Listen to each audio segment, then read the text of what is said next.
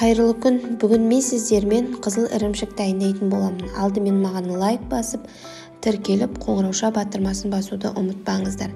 Бізге міндетті түрде қолдың сүті керек болады. Менде 4 литр сүт.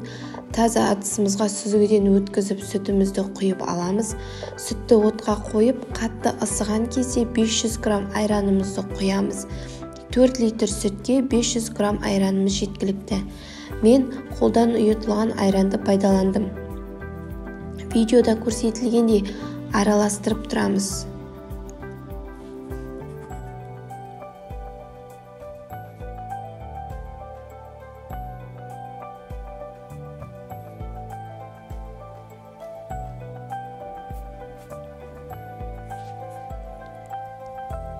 Сүттің бетіне іртік пайда бола бастаған кезде бетін 10-15 минутқа жауып, баяу отқа қоямыз.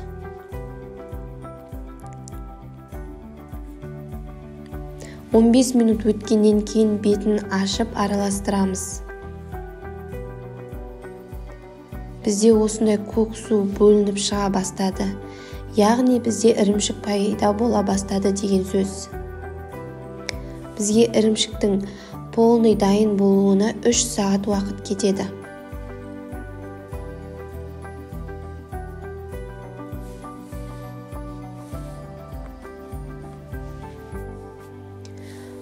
Осылай көк суы тартылып қызыл түске енгенше баяу отта ет қайнағандай қайнатып қоямыз. Арасында қозғап тұруларыңыз қажет.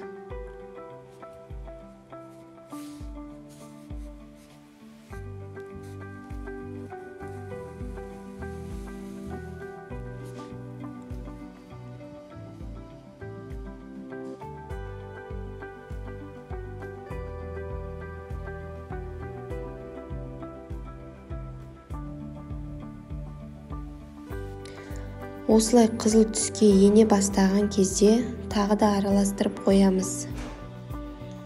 Бізде ірімшігіміз дайын бола бастады деген сөз.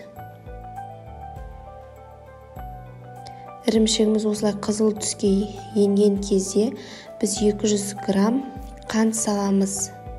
Тәттіні ұнатпасаңыздар, салмасаңыздар да болады. Өз қалауларыңыз бойынша салсаңыздар болады.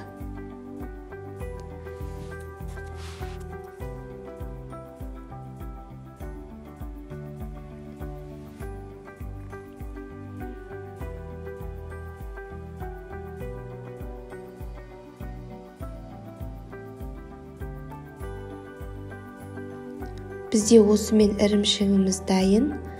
Көк суынан сорғытып алсаңыздар болады. Үйлеріңізде қандай сүзгі бар, сол сүзгіге сорғытсаңыздар болады. Мен осындай тостақтың үстіне сита қойып, көк суынан ажыратып алдым.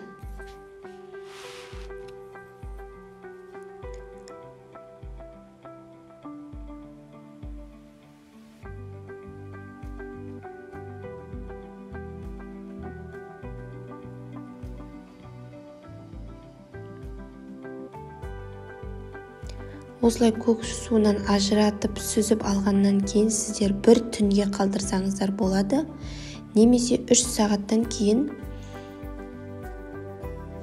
үйіңіздегі жандарға тұтына берсеңіздер болады. Мен бар жоғы 3 сағат қойдым, өйткені біздің үйдегілер ылғалды болып тұрғанын қалайды.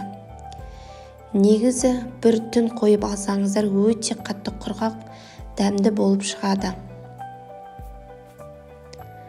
Бізде осымен қызыл ірімшігіміз дайын. Барлығыңыз дайындап көрсеңіздер болады. Өте дәмді болып шығады. Баршаңызға ас болсын. Сіздермен болған Карина. Міндетті түрде жасап көріңіздер.